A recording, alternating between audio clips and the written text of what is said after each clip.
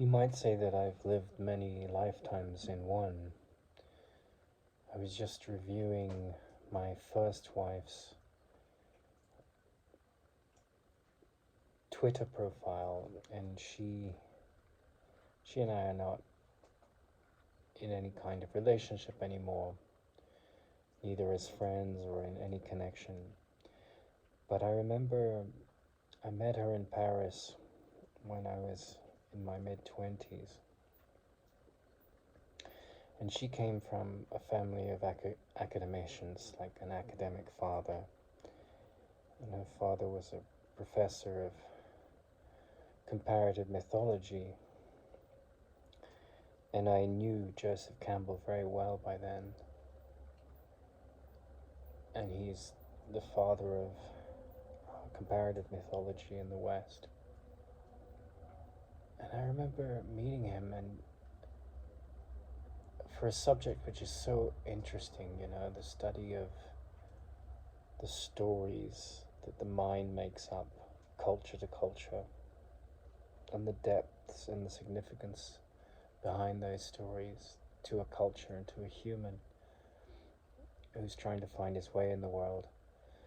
It's just profound, it's really deep, and yet, his books were so dry and I couldn't read them. I mean, not because I was incapable of reading his books, it was just, they were utterly boring. And I was looking at her work, and she's gone on into that tradition of being this very highbrow speaker in clinical anthropology. And there's no intent to judge here, there really isn't. But I was looking at the Twitter profile, and I would say that the word activism comes to mind. So it was taking the side of the Palestinians.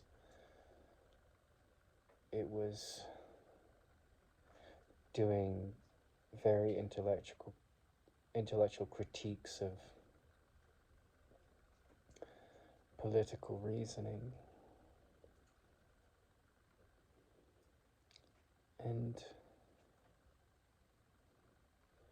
Joseph Campbell had a phrase that said, as you go through your life, you will find that the wisest course of action is discovered through taking upon yourself, upon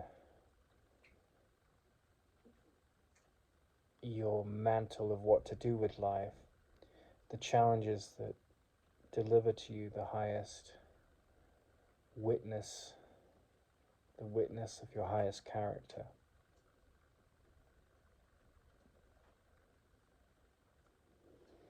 And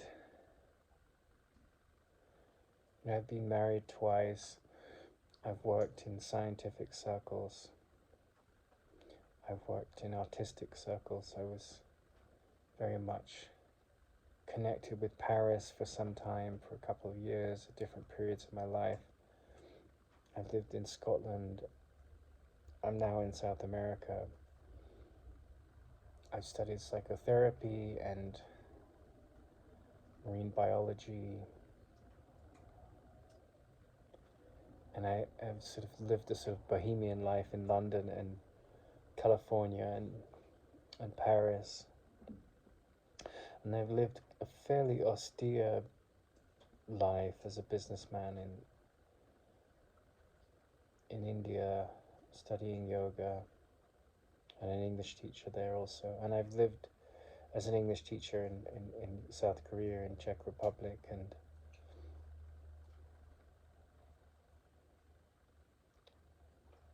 I've run a number of businesses. But why I'm sort of sharing all of this was because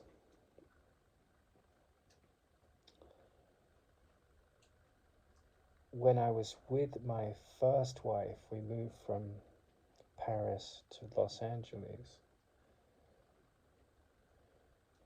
And we moved there because of my profound interest in Tara Singh,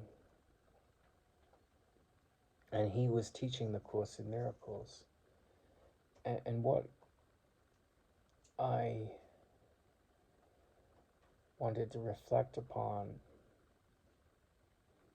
was how, when I was 16, I saw a documentary about this tribe a few hundred miles north of where I'm sitting, on the Caribbean coast, called the Kogi, and they're part of the Tairona civilization. And for the first 9 years of their lives, the priests that are chosen as priests, they're ordained as priests. They're taken from the mother's womb after 9 days, well, after birth, 9 days, and then weaned in a cave, and then raised by a mama, which is a priest in their tradition, for 9 years in the second womb. And they're fed, enough to be well, and they don't get to see the light. And they live in this mythological culture that has been passed on for generations, over hundreds, perhaps thousands of years. And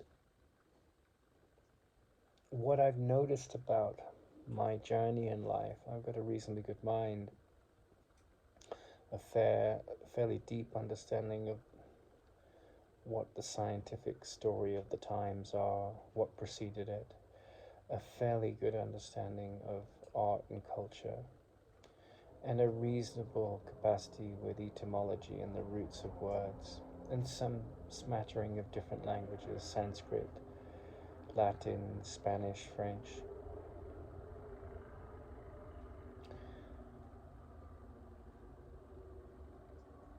But what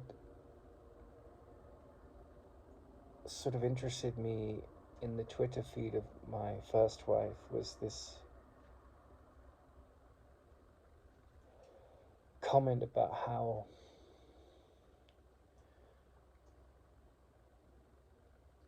we lurch as citizens, individuals, species, from one traumatic event to the other, whether it's what's happening to the Palestinians, which she's very interested in and very, strongly allied with fighting for, or what's happening in Ukraine, or sort of like discord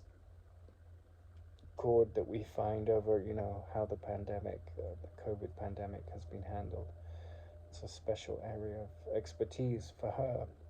And she has a PhD in it. And if you go to,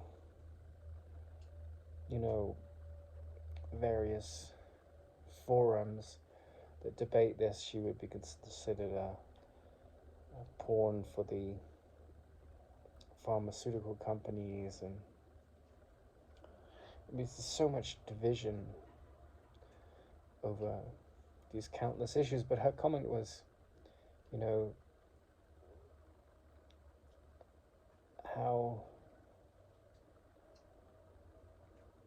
how is that expected to be normal, that we have so much trauma as individuals, whether it's in the workplace, with our family, or with the unfolding of events that we witness on the world stage, that how can this be the new normal? And I don't think it is the new normal. I think it's the normal. I think it's always been that way. And the reason this comment struck me as interesting was because, among that milieu of people that we were friends with in Paris at the time, there were ballet dancers, writers, nuclear physicists, musicians, computer programmers,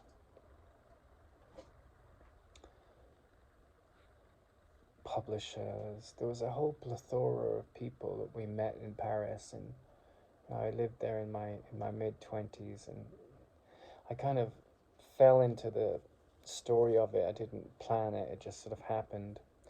I went there to write songs for a German rock star and to work for a French aristocratic millionaire. Uh, and that's then I sort of things led one thing led to another, and I met my first wife, and it was this. Hemingway said, you know, if you can, as a young person, live in Paris, and I'm very grateful I got that experience. It is a wonderful city. It has so many bookshops, independent bookshops. It's a real. It's a. If you love books, it's got something special about it. And of course, it's the city of romance and diplomacy, and there's so much about Paris that's special.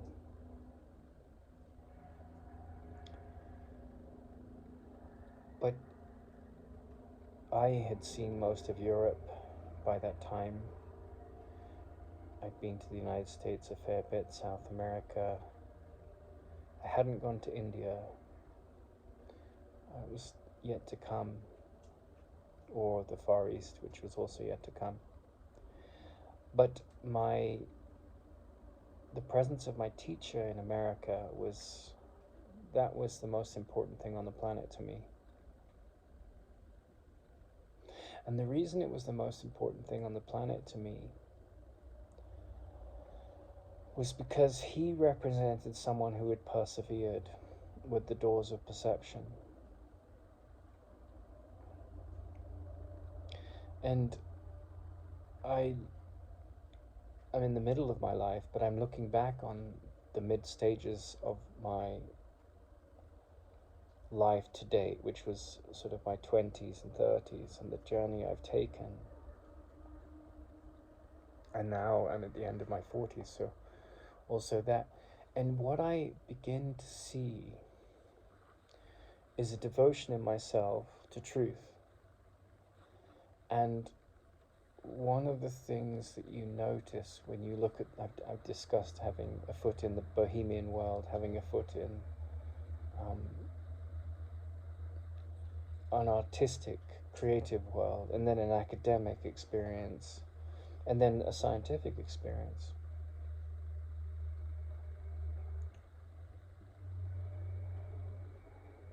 And also a lot of experience in business, different hats. And I find it very interesting that this commentary by this, you know, woman that I was originally married to,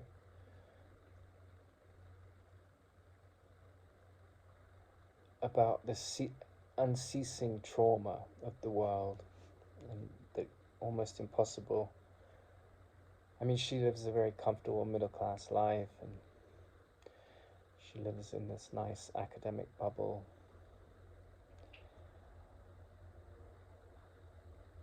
But it was almost as if, you know, the presence of that person, that teacher that I took her to, who was a student of Jiddu Krishnamurti and Dr. Helen Schucman, the scribe of the Course in Miracles, and his presence was profound, you know. There was something very, very loving about the man. Very, very peaceful. But it seems to me that the intellect, or the visage that the bohemian puts on, or the person that works very difficult, you know, working class jobs and things, they miss out on this urgency that took me from Paris to California and never has really left me. I've tried to find that urgency in scientific explanations for the universe, and scientific breakthroughs that will help mankind. But the urgency in that sense, I feel, is misplaced, because they're all external things. And I remember, you know, Tara Singh, my teacher, saying, you know, it's almost certain that almost all of you will kick the bucket without knowing who they are.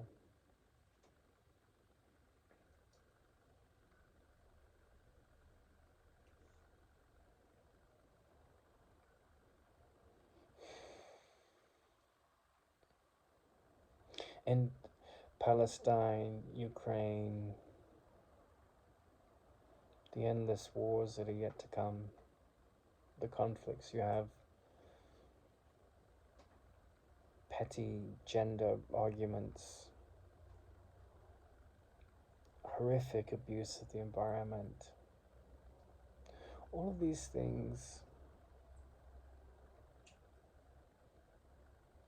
don't get solved by thought police. They don't get solved by armies and police forces. Krishnamurti, I've sort of got, I basically just read him in my 20s. I didn't read much else. I read other books I love to read, but I devoured his work. And in a sense, that was my university as well as my relationship with Tara Singh. I've been to university 3 times in my life, 4, but never stuck. There's been different things that have led me out.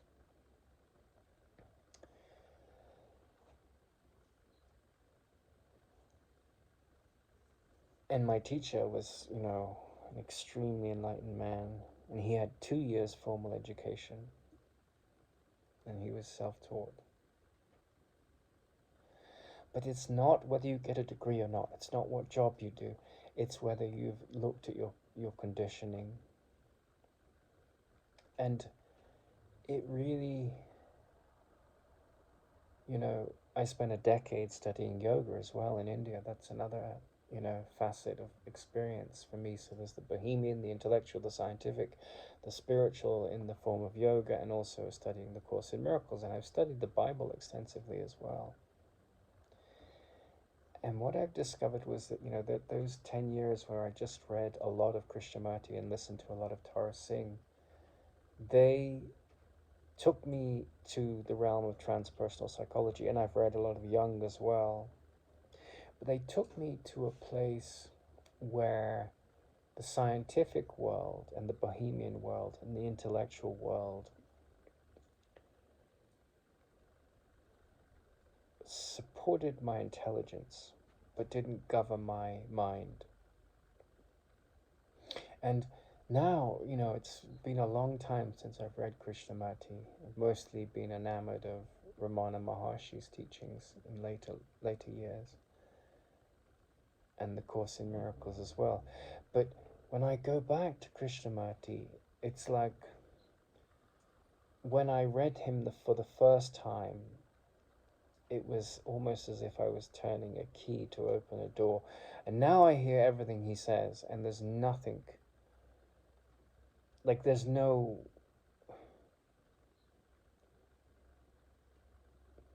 nothing new about it. There's no discovery in it in the sense that, I need to get what he's saying, because everything he's saying makes complete sense. And with my first wife, she's a lovely human. I'm not trying to put her down, but I took her to a man that had studied with Krishnamurti for 3 decades, to a man that had spent several years in silence, to a man that was profoundly peaceful, and you could say was a master of his mind. I've only met one other person of that ilk at that level. I've met a lot of very peaceful people, and they're rare in this world. But by peaceful people, I don't mean content with their lot. There's a lot of people like that. But I mean people that have no neurosis, 0 neurotic reaction, 0 upset. And that means they're coming to that, to roll the stone away from the tomb of sadness that tends to rule the mind, grievances that tend to rule the mind. And I went on a degree course last year or so, a year back or so. I remember telling the psychotherapy professor that I met a woman that had never experienced anger. And this was a PhD in psychotherapy, and she thought that this woman was deranged. She couldn't, like, it didn't fit her worldview. And if you look at Ramana or Krishnamurti or Carl Jung at his best, they're all pointing to this inner journey where gratitude, forgiveness not in the Christian sense, but forgiveness in the sense of being present here and now and not ruled by the traumatic experience that went before. These characters are saying something which to me is all that dominates my mind now.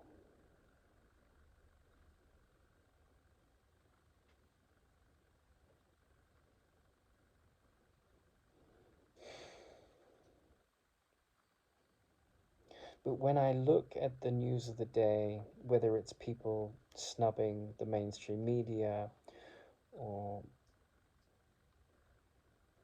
the academic, intellectual clippings of the news, yes, the world's a mess. It's got horrific stories. Man does terrible things to man. And the platitudes of a lot of the spiritual gurus, and you know, they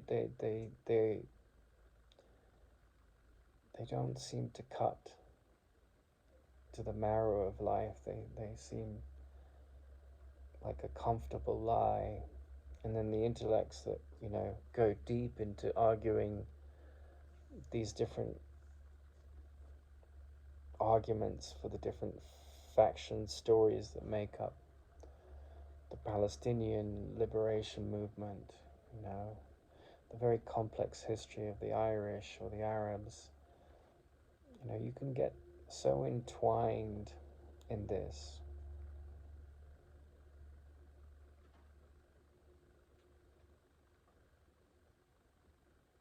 And go from one sort of complete lackluster opinion of man to the next. And have your in group that, you know, is a lefty liberal group that you like, or a right wing conservative group that you like, or a Course in Miracles group that align with how you see the world, or a Christian group or an atheist group. And you can fall into the trap of all these viewpoints.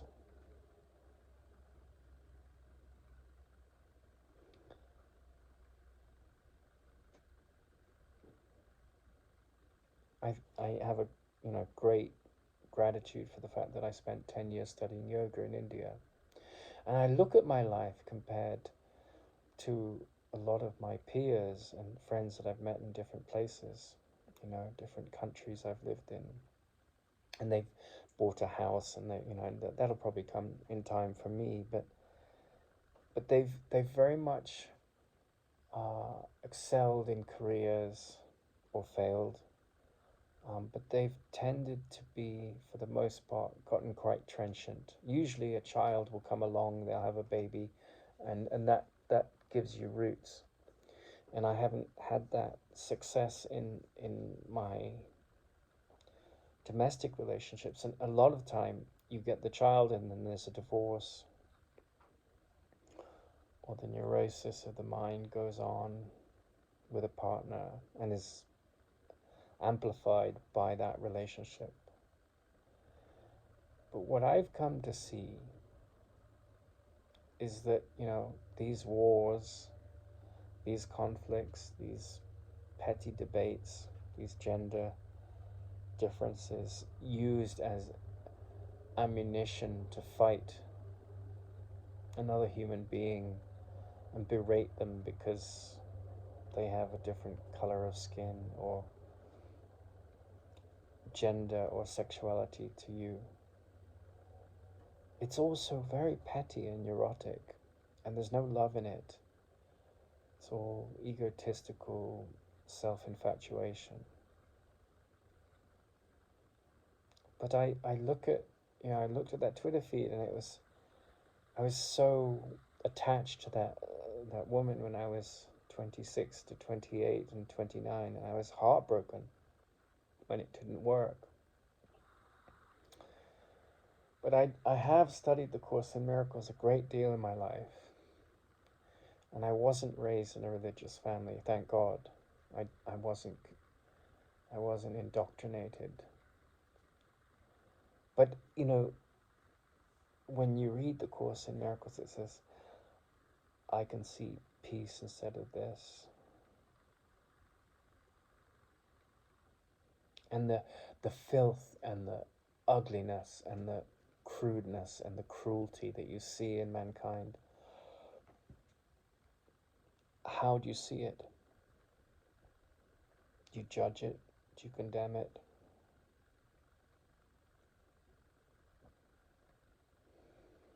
And I see how people get so wrapped up in that. But then the Course in Miracles says, I'm determined to see differently.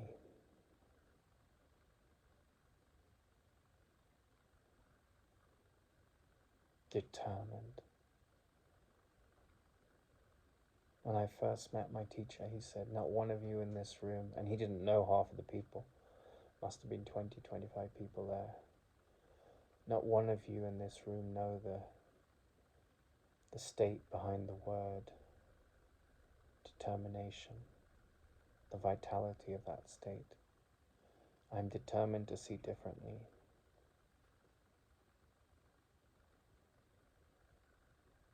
And for the majority of humanity, there's a lot of sorrow and grievances